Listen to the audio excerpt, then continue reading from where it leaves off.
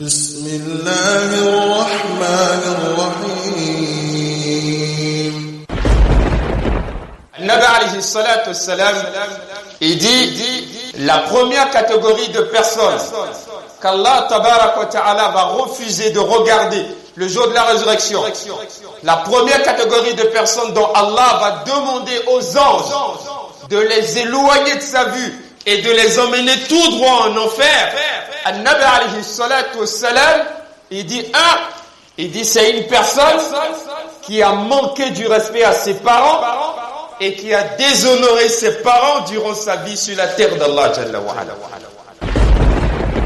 Et ce hadith, il est cité par Muslim ibn Hajjaj rahimahullah. C'est un hadith sahih. Il se trouve dans Al-Musnad al-Sahih d'Imam al-Muslim rahimahullah. Et Al-Nabi alayhi salatu wassalam, lorsqu'il a parlé des trois personnes dont Allah va refuser de regarder le jour de la résurrection, il a cité le nom encore de trois personnes dont Allah a interdit à ces personnes-là d'entrer au paradis.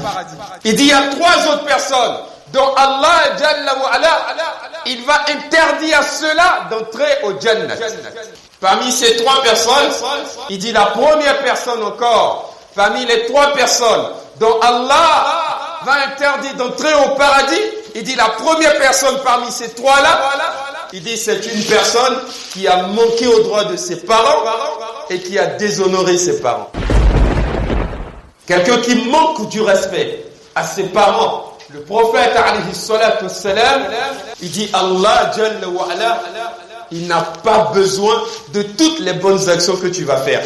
Si tu veux, il faut construire 1000 mosquées. Si tu veux, il faut aider 1000 pauvres. Si tu veux, il faut faire tout ce que tu veux. Al-Nabi alayhi salatu wassalam, il dit si tu as été incapable d'honorer ton père ou ta mère ou ton père, ou de le respecter, il dit Allah n'a pas besoin de tes actions d'adoration. ووصينا الإنسان بوالديه حملته أمه وهنا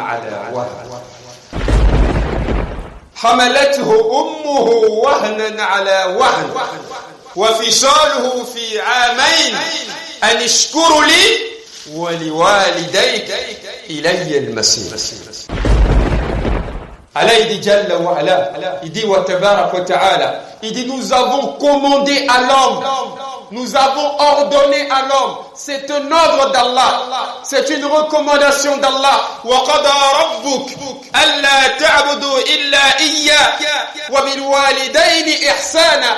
Allah il dit wa qada rabbuk, il dit c'est un décret d'Allah Jalla wa ala. Allah il dit c'est lui Allah qui l'a décrété, de la même manière qu'Allah il a décrété que la prière est obligatoire, que la zakat est obligatoire, que le ramadan est obligatoire. De la même manière qu'Allah il a décrété qu'on doit adorer qu'Allah seul. Allah il dit wa qada rabbuk alla ta'budu illa iyyah wa bil walidayni ihsana. Il dit lui Allah, de la même manière qu'il a décrété qu'on doit adorer Allah seul.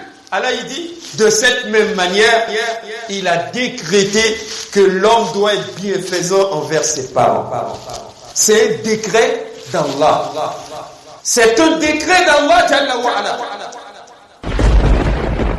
أعوذ بالله من الشيطان الرجيم بسم الله الرحمن الرحيم. Khwana fillahi tabarak wa ta'ala, le Banu Adam, il aura une situation qui lui sera présentée et une situation particulière auquel il sera confronté. La majeure partie des créatures d'Allah tabarak wa ta'ala redoutent énormément ce jour-là, qui est al-yawmut talaq, yawmul haq, le jour de la plus grande rencontre. Et ce jour-là, Allah Jalla wa ala, il a promis une rencontre entre lui et le Banu Adam. Ça veut dire que l'homme il accepte oui ou non, l'homme il va rencontrer Allah tabarak wa ta'ala. Et ça c'est une promesse d'Allah Jalla wa ala. Ikhwan fillahi tabarak wa ta'ala, ce jour-là, comme l'a dit An-Nabi alayhi salatu wassalam, il dit lorsqu'on va rencontrer Allah yawmut talaq, yawmul haq, yawm al-qiyamah, il dit il y a certains qu'Allah il va rejeter, qu'Allah ne va pas regarder. Il y a certains parmi les Banu Adam qu'Allah va détester. Il y a certains parmi les Banu Adam qu'Allah va réprouver. النبي عليه الصلاة والسلام وأفضل الصلاة وأتم التسليم. Il dit le jour de la résurrection, il dit il y a des personnes qu'Allah sera tellement en colère contre eux qu'Allah va refuser de les regarder le jour de la résurrection. Allah Jalla wa Ala, il va refuser de regarder cela le jour de la résurrection. Et Al-Nabi alayhi salatu salam, il nous a parlé de cela. Il dit, il y a 3 personnes dont Allah Jalla wa Ala, il va refuser même de regarder cela Yawm al-Qiyamah. Al-Nabi alayhi salatu salam, il a évoqué 3 haram.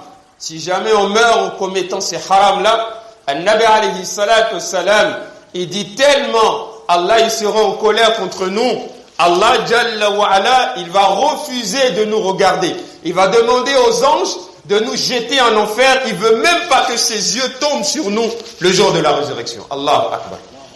Al-Nabi alayhi salatu salam, il dit la première catégorie de personnes qu'Allah tabarak wa ta'ala va refuser de regarder le jour de la résurrection, la première catégorie de personnes dont Allah va demander aux anges de les éloigner de sa vue et de les emmener tout droit en enfer, Al-Nabi alayhi salatu wassalam, il dit c'est une personne qui a manqué du respect à ses parents et qui a déshonoré ses parents durant sa vie sur la terre d'Allah Jalla wa Ala.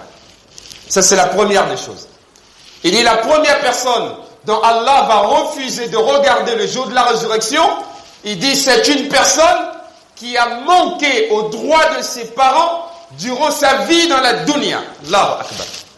Al-Nabi alayhi salatu wassalam, il dit la deuxième personne dont Allah va refuser de regarder Al-Nabi alayhi salatu wassalam, il dit une femme qui se comporte comme un homme, une femme qui veut ressembler à un homme, ou un homme qui veut ressembler à une femme. Allahu Akbar. Et la troisième personne dont Nabi alayhi salatu wassalam il a évoqué dans ce hadith, Nabi alayhi salatu wassalam il dit troisième personne dont Allah ne va pas regarder le jour de la résurrection, il dit c'est quelqu'un qui fait de la prostitution son commerce, son gagne-pain. C'est-à-dire, il embauche des filles pour faire de ces filles-là des personnes prostituées. Alors, Nabi alayhi salatu wassalam, en évoquant ces 3 personnes, il a cité dans un autre hadith similaire. Et ce hadith, il est cité par Muslim ibn Hajjaj, rahimahullah. C'est un hadith sahih. Il se trouve dans Al-Musnad al-Sahih d'Al-Imam al-Muslim, rahimahullah. Et Nabi alayhi salatu wassalam, lorsqu'il a parlé des 3 personnes dont Allah va refuser de regarder le jour de la résurrection, il a cité le nom encore de 3 personnes dont Allah a interdit à ces personnes-là d'entrer au paradis. Allahu Akbar. Il dit il y a 3 autres personnes dont Allah Jalla wa Ala, il va interdire à ceux-là d'entrer au Jannat. Allahu Akbar. Le prophète il dit, parmi ces 3 personnes, il dit la première personne encore, parmi les 3 personnes dont Allah va interdire d'entrer au paradis, il dit la première personne parmi ces 3-là, il dit c'est une personne qui a manqué aux droits de ses parents et qui a déshonoré ses parents. Allah. Il dit deuxièmement, un alcoolique. Quelqu'un qui aime l'alcool, qui est constamment noyé dans l'alcool.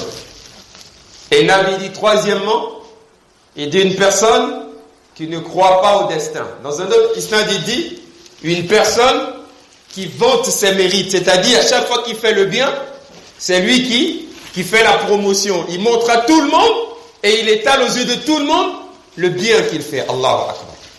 On voit que dans ce hadith-là, An-Nabi alayhi salatu wassalam, il attire notre attention sur quelque chose de grave.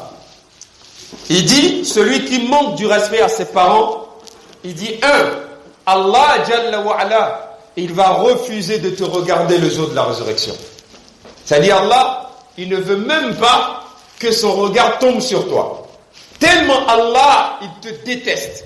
Tellement Allah, il va te répugner. Tellement Allah Jalla wa Ala, il déteste des personnes qui manquent du respect à leurs parents ou des jeunes musulmans qui sont capables de déshonorer leur père ou bien leur mère. An-Nabi alayhi salatu wassalam, il dit tellement Allah il déteste une personne qui manque du respect à ses parents dans sa vie de la dunya, il dit Yawm al-Qiyamah, il dit Allah va demander aux anges de t'éloigner de sa vue. Lui, Allah, il ne veut même pas te voir. Il veut même pas que son regard tombe sur toi. An-Nabi dit, Allah Jalla wa Ala, il va refuser de te regarder.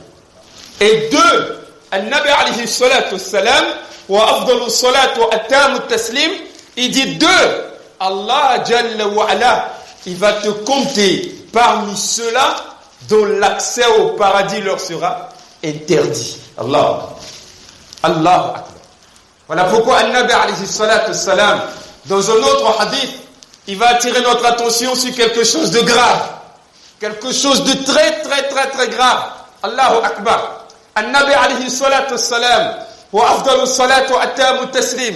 Il dit celui qui va manquer du respect à ses parents, celui-là qui ne va pas respecter ses parents comme il se doit, qui va déshonorer son père ou sa mère en tant que jeune musulman. An-Nabi alayhi salatu wassalam, ouvrez grand les oreilles. Il dit tellement Allah il est en colère. Il dit celui qui manque du respect à son père ou à sa mère. Le prophète alayhi salatu wassalam, il dit Allah Jalla wa Ala, il charge de te dire que lui Allah, il n'a pas besoin de toutes tes actions d'adoration. Tout ce que tu as fait comme action de ibadat, du début de ta vie jusqu'à la fin, Allah, il n'en a pas besoin. Allah. Hein? Quelqu'un qui manque du respect à ses parents, le prophète alayhi salatu wassalam, il dit Allah Jalla wa Ala, il n'a pas besoin de toutes les bonnes actions que tu vas faire. Si tu veux, il faut construire 1000 mosquées. Si tu veux, il faut aider 1000 pauvres. Si tu veux, il faut faire tout ce que tu veux. An-Nabi alayhi salatu wassalam, il dit si tu as été incapable d'honorer ton père ou ta mère ou ton père, ou de le respecter, il dit Allah n'a pas besoin de tes actions d'adoration. Allah. Voilà pourquoi Allah Jalla wa Ala il dit وَوَصَّيْنَا الْإِنسَانَ بِوَالِدَيْهِ حَمَلَتْهُ أُمُّهُ وَهْنًا عَلَى وَهْنٍ وَوَصَّيْنَا الْإِنسَانَ بِوَالِدَيْهِ حَمَلَتْهُ أُمُّهُ وَهْنًا عَلَى وَهْنٍ وَفِصَالُهُ فِي عَامَيْنِ أَنِ اشْكُرْ لِي وَلِوَالِدَيْكَ إِلَيَّ الْمَصِيرُ. Allah il dit Jalla wa Ala, il dit wa tabarak wa ta'ala وَصَّيْنَا الْإِنسَانَ بِوَالِدَيْهِ. Allah il dit lui Allah tabarak wa ta'ala, il dit lui Allah Jalla wa Ala, il dit nous avons commandé à l'homme, nous avons ordonné à l'homme, c'est un ordre d'Allah, c'est une recommandation d'Allah. وَقَضَى رَبُّكَ أَلَّا تَعْبُدُوا إِلَّا إِيَّاهُ وَبِالْوَالِدَيْنِ إِحْسَانًا. Allah il dit وَقَضَى رَبُّكَ, il dit c'est un décret d'Allah Jalla wa Ala. Allah il dit c'est lui Allah qui l'a décrété. De la même manière qu'Allah il a décrété que la prière est obligatoire, que la zakat est obligatoire, que le ramadan est obligatoire. De la même manière qu'Allah il a décrété qu'on doit adorer qu'Allah seul. Allah il dit وَقَضَى رَبُّكَ أَلَّا تَعْبُدُوا إِلَّا إِيَّاهُ وَبِالْوَالِدَيْنِ إِحْسَانًا. Il dit lui Allah, de la même manière qu'il a décrété qu'on doit adorer Allah seul. Allah il dit, de cette même manière, il a décrété que l'homme doit être bienfaisant envers ses parents. C'est un décret d'Allah. C'est un décret d'Allah Jalla wa Ala. وَقَضَى رَبُّكَ أَلَّا تَعْبُدُوا إِلَّا إِيَّاهُ. Allah il dit, j'ai décrété que l'homme ne doit adorer que moi seul Allah. وَبِالْوَالِدَيْنِ إِحْسَانًا. Et il doit avoir un bon comportement envers quoi? Envers ses parents. Voilà pourquoi Allah il dit وَوَصَّيْنَا الْإِنسَانَ بِوَالِدَيْهِ. Allah il dit nous avons commandé à l'homme d'être bienfaisant envers quoi? Envers ses deux parents. Pourquoi l'homme il doit être bienfaisant envers ses deux parents? Allah il dit حَمَلَتْهُ أُمُّهُ وَهْنًا عَلَى وَهْنٍ وَهْنًا عَلَى وَهْنٍ حَمَلَتْهُ أُمُّهُ وَهْنًا عَلَى وَهْنٍ. Allah il dit parce que sa mère l'a porté peine sur peine. Sa mère a souffert avant qu'il ne vienne au monde. Elle a souffert avant qu'il ne vienne au monde. Allahu Akbar. Elle a porté peine sur peine pendant 9 mois. Personne ne le connaissait. Personne ne savait ce qu'elle supportait, à part Allah Jalla wa Ala seul. Elle a eu des douleurs, elle a eu des contractions, elle a eu des nuits d'insomnie. Allah seul sait ce qu'elle a supporté comme peine avant qu'on ne vienne au monde. Allah il dit Hamalatuhu ummuhu wahnan ala wahn. Allah il dit, nos mères ont souffert avant qu'on ne vienne au monde. C'est Allah qui le dit. Allah il dit, elles nous ont porté peine sur peine. Elles ont enduré les pires des difficultés pour nous. Elles ont accepté les pires des difficultés pour nous. Elles ont accepté, wallahi, les plus grandes insomnies pour nous, les plus grandes douleurs pour nous. Elles ont accepté, wallahi, beaucoup de peine, juste pour que nous, on puisse voir le jour pour qu'on vienne au monde. Et aujourd'hui, on a grandi au monde du respect à nos parents. Après qu'on soit venu au monde, elles se sont occupées de nous. Subhanallah, elles ont changé nos couches. Ta mère s'est occupée de toi. Tu as pissé sur elle. Elle s'est occupée de toi. Tu as fait tout ça sur elle. Et aujourd'hui que tu as grandi, subhanallah, tu manques du respect à ta mère. Quand ta mère, elle te parle, tu la rabaisses. Tu déshonores ta mère. Parce qu'aujourd'hui, Allah, il t'a accordé une petite situation. Parce que tu travailles. Parce que tu es marié. Parce qu'Allah, il t'a donné des enfants. Ta femme et tes enfants passent avant ta mère. Allahu Akbar. Allah, il dit, Hamalatuhu ummuhu wahnan ala wahn. Allah, il dit, n'oubliez jamais que vos mères vous ont porté peine sur peine. Ne l'oubliez jamais. Tous ceux qui sont aujourd'hui dans la dunya, qui disent qu'ils vous aiment, je t'aime bien à cause de ton comportement. Tu es quelqu'un de bien. Allahu Akbar. Cette femme-là que tu as vue dans le coin de la rue, cette femme-là qui a porté le hijab, qui est devenue aujourd'hui ton épouse et qui t'a donné des enfants, cette femme-là, elle t'a connu après que ta mère t'ait mise au monde. Naam. Elle t'a connu après que ta mère se soit occupée de toi. C'est parce que ta mère s'est occupée de toi, elle a changé tes couches, que tu as grandi, et que c'est parce que ton père t'a éduqué comme il se doit. Raison pour laquelle cette femme t'a aimé aujourd'hui. Wallahi la. Et aujourd'hui, toi, tu oublies ta mère pour une femme. Tu oublies ta mère pour une femme.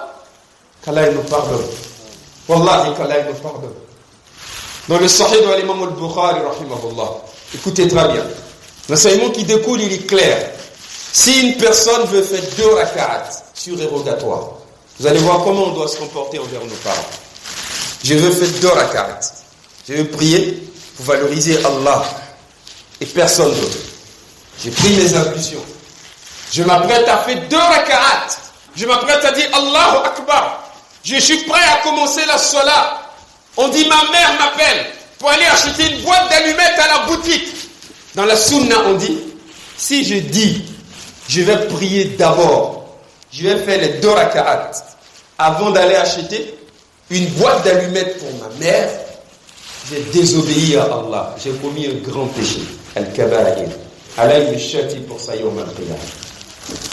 Je m'apprête à faire une prière surérogatoire. Je n'ai pas dit une prière obligatoire.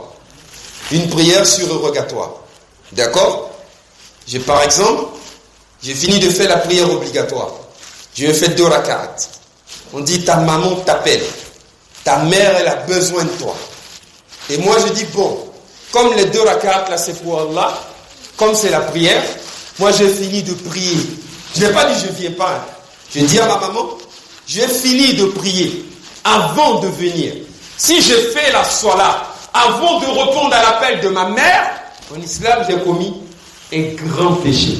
J'ai commis quoi? Un grand péché. Pour ça, Allah il me châtie le jour de la résurrection. Si j'ai délaissé, je n'ai pas répondu à l'appel de ma mère pour pouvoir accomplir une prière surérogatoire, Allah il me châtie pour ça. Que dit de quelqu'un qui a oublié les désirs de sa maman à cause de sa copine, mais à cause de sa femme? On dit, tu n'as pas répondu à l'appel de ta mère. Ta maman t'a appelé. Tu as dit, tu viens après, à cause d'une prière surérogatoire. Allah, il te châtie pour ça. Allah, il te blâme pour ça. C'est un péché que tu as commis. Que dit de quelqu'un? Sa mère l'appelle. Il est en train de regarder la télévision ou un match de football. Et puis il dit, j'ai fini de regarder ce match, j'ai fini de regarder l'occasion là de Lionel Messi ou bien de tel joueur, j'ai fini de faire ceci avant de répondre à l'appel de ma mère. Allah. Quelle est la situation de celui-là? Imaginons maintenant la situation de quelqu'un qui a fait passer les besoins de sa copine avant les besoins de sa maman? Hein? Tu fais passer une prière surrogatoire avant les besoins de ta mère, tu as commis un grand péché. Imaginons quelqu'un qui fait passer les besoins de sa copine avant les besoins de sa mère. Ou bien qui fait passer les besoins de sa femme avant les besoins de sa mère. Qu'est-ce qu'Allah il fait d'une telle personne? Si jamais dans ta vie, tu fais passer tes besoins avant les besoins de ta mère, tu es maudit par Allah. Et tu réussiras jamais. Jamais. Jamais. Vous avez bien entendu ce que je dis. Dans ta vie, tu fais passer tes besoins avant les besoins de ta mère. D'accord? Tu as eu 100 000 francs. Ta mère te dit elle a besoin de 10 000.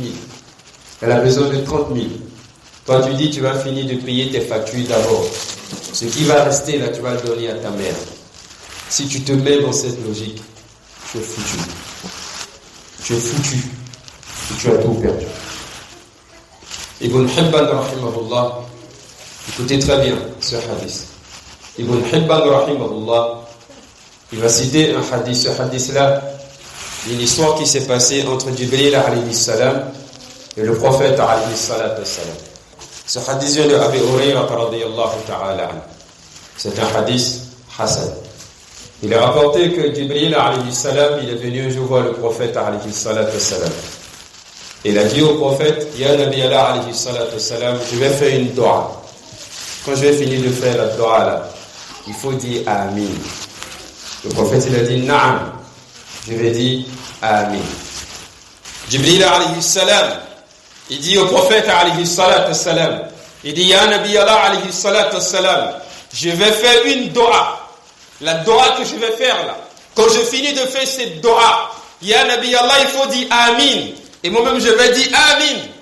Jibril alayhi salam, l'ange Gabriel, il dit qu'il va faire dua. Même si c'est pas l'ange Gabriel, le dua des anges il est déjà exaucé. Mais Jibril alayhi salam, il dit il va faire dua. Et il demande au prophète alayhi salam, si je finis de faire cette dua, Ya Nabi Allah, faut dire Amin. Et le Nabi dit, Naam, je vais dire Amin. Ibn Hibban rahimahullah, il relate ce hadith. Jibril alayhi salam, il dit qu'Allah introduise en enfer, ça fait 1. Et qu'Allah éloigne de sa miséricorde, ça fait 2. Toute personne qui est désobéissant vis-à-vis de ses parents et qui manque du respect à ses parents. Il a dit au prophète, dis Amin. Le prophète a dit Amin. Et lui-même il a dit Amin. Je ne sais pas si vous vous rendez compte. Jibril alayhi salam, l'ange Gabriel, il a fait dua. Il dit Ya Allah, introduis en enfer toute personne qui va manquer du respect à ses parents. Il dit Ya Allah, éloigne de ta miséricorde toute personne qui va manquer du respect à ses parents. Allahu Akbar. Et lui-même il a dit Amin. Et le prophète il a dit Amin. Maintenant nous, dans notre vie au quotidien, on manque du respect à nos parents.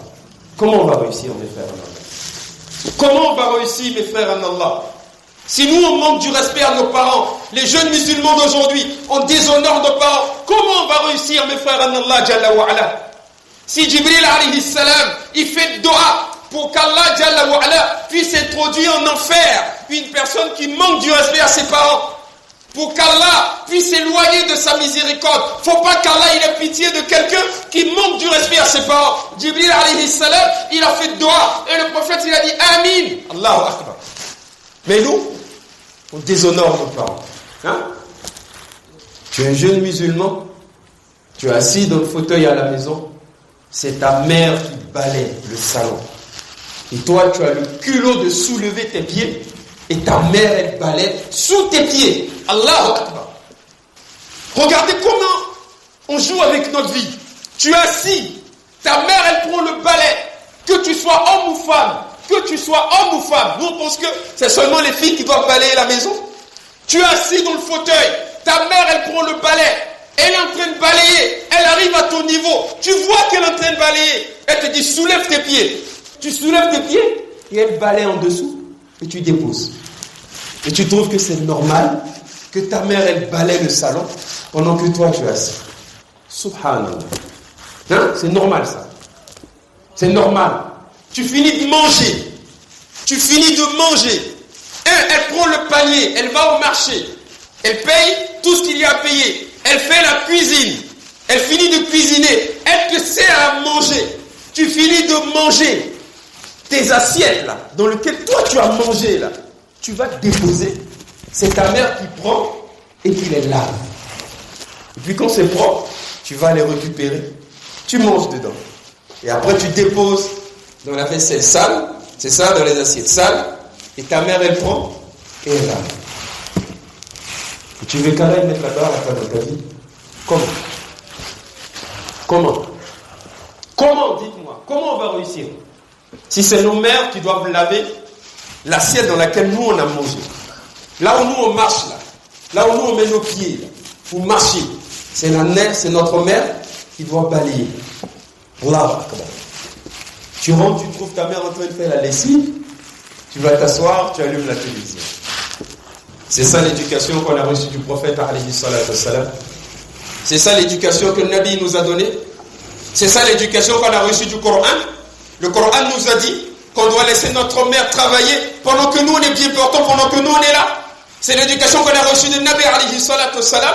C'est ce que le prophète il nous a appris. C'est ta mère qui doit faire la vaisselle. C'est ta mère qui lave les assiettes. C'est ta mère qui balaye la maison. Toi, tout ton travail, tu pars à l'école, tu rentres et tu bosses. C'est quand toi, tu auras 30 ans et que tu vas travailler, tout ce que toi, tu dois faire, c'est de donner de l'argent à ta mère. C'est ça? C'est ce qu'Allah il nous a enseigné. Dans notre vie de la dunya, c'est comme ça que nous, on va réussir. Allah Akbar. C'est comme ça qu'on traite nos parents. C'est comme ça que nous, on traite nos parents. En tant que jeunes musulmans. Allah. Un jour, la mère de Abdallah ibn Mas'ud radiyallahu ta'ala anhu, elle a dit à Ibn Mas'ud, elle dit, ya Ibn Mas'ud, je veux boire du lait. Abdallah ibn Mas'ud radiyallahu ta'ala anhu, il est sorti, il a couru, il allait au marché pour chercher du lait. Le marché, il était un peu loin. Et alhamdulillah, il a pu avoir du lait. Quand il est revenu, il faisait déjà soir. Alors quand il est arrivé, il a vu que sa mère dormait. Vous savez ce qu'il a fait? Il est resté debout, sur ses pieds, avec le lait dans sa main. De la nuit jusqu'au matin. De la nuit jusqu'au matin. Il est debout, le lait dans sa main. Ma maman m'a dit qu'elle veut boire du lait. Je ne veux pas qu'elle se lève sans boire le lait. Même si je vais me tenir debout sur mes pieds la nuit jusqu'au matin, je serai debout la nuit jusqu'au matin. Il est resté debout, le bol à la main, la nuit du Isha jusqu'au Fajr, jusqu'au matin. Il ne s'est pas assis. Il est debout. Quand sa mère s'est levée, il lui a donné le lait et ensuite il est parti. Voilà comment eux ils traitaient leurs parents. Voilà la valeur que eux ils donnaient à leur mère. Voilà comment eux ils traitaient leurs parents. Comment ils respectaient leur mère ainsi que leur père. Naam. Parmi les salaf, il y avait un homme qu'on appelle Ibn al-Hasan al-Tamimi rahimahullah. Ibn al-Hasan al-Tamimi rahimahullah. Un jour il était assis dans la même demeure avec sa mère. Il y a un scorpion qui a couru, qui est rentré dans un trou. Un scorpion. Le scorpion, il est rentré dans un trou. Ibn al-Hasan al-Tamimi rahimahullah, il était assis à côté de sa mère. Il a vu le scorpion rentrer dans le trou. Naam. Il n'a rien dit. Il s'est levé. Il a pris sa chaise. Il allait déposer sa chaise à côté du trou, là où le scorpion est rentré, là. Il a soulevé son pied, puis il a bouché le trou. Là où le scorpion est rentré, il a pris son pied pour boucher le trou. Et il n'a pas porté de chaussures. Le scorpion, il voulait sortir, le scorpion l'a mordu une fois. Il a crié. Mais il dit qu'il n'enlève pas son pied. Il a collé encore son pied. Le scorpion l'a mordu une deuxième fois. Il a crié. Il dit qu'il n'enlève pas son pied. Le scorpion l'a mordu une troisième fois. Il a crié. Il dit qu'il n'enlève pas son pied. Le scorpion l'a mordu. Jusqu'à ce que le scorpion lui-même, il est fatigué. À ce moment-là, il a enlevé le pied. Quand il a vu que le scorpion s'est calmé, il a enlevé le pied. Quand il a enlevé le pied, alors les gens lui ont dit, Ibn al-Hasan al-Tamimi, tu as perdu la tête? Tu as perdu la raison? Tu veux te suicider? Pourquoi tu fais ça? Pourquoi tu réagis de la sorte? qu'est-ce que tu fais là? Ibn al-Hasan al-Tamimi, rahimahullah, il dit, lorsque le scorpion il est rentré dans ce trou, il dit, ma mère était là. Il dit, je me suis levé et j'ai pris mon pied pour boucher le trou. Pourquoi? Pour une seule raison. Il dit, j'ai eu peur que le scorpion là, il sorte et qu'il vienne piquer ma mère. Alors j'ai préféré prendre mon pied pour boucher le trou, pour que le scorpion puisse vider tout son venin en moi. Alors lorsqu'il va sortir là, il n'aura plus assez de venin pour piquer ma mère. Parce que ma mère, elle est assise là. Allah. Voilà la valeur qu'ils donnaient à leurs parents. Ils étaient prêts à sacrifier leur personne pour que rien ne puisse atteindre quoi? Leur mère. Rien. Et nous aujourd'hui, c'est à cause de nous que nos parents ils sont humiliés. C'est à cause de nous que nos parents sont humiliés. Notre mère, elle a tout fait pour nous.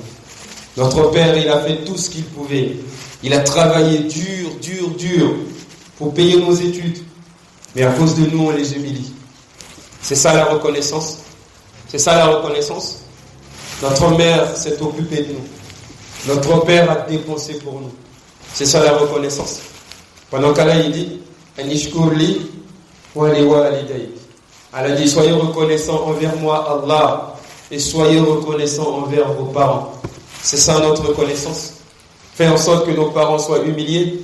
C'est ça la reconnaissance. Faites en sorte qu'à travers vous, vos parents soient honorés le jour de la résurrection. Faites en sorte qu'à travers vous, vos parents soient honorés le jour de la résurrection. Ne faites pas en sorte qu'à cause de vous, on humilie votre mère ou votre père le jour de la résurrection.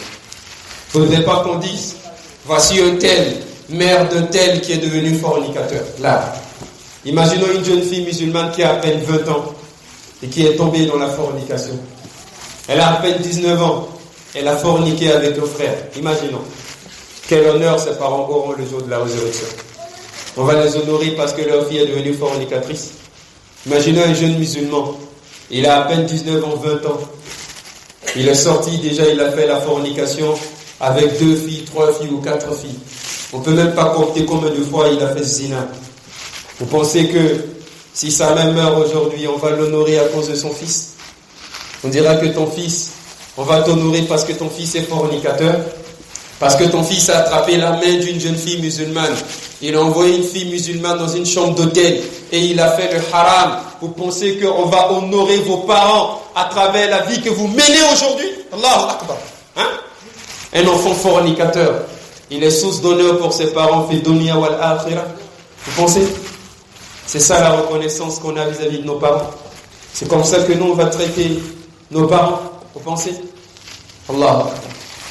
Voilà pourquoi dans notre dîme, le respect des parents il est sacré, mes frères en Allah. C'est un décret d'Allah. C'est Allah qui a décrété.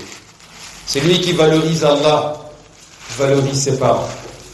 Il valorise ses parents. Il n'expose pas la situation de ses parents.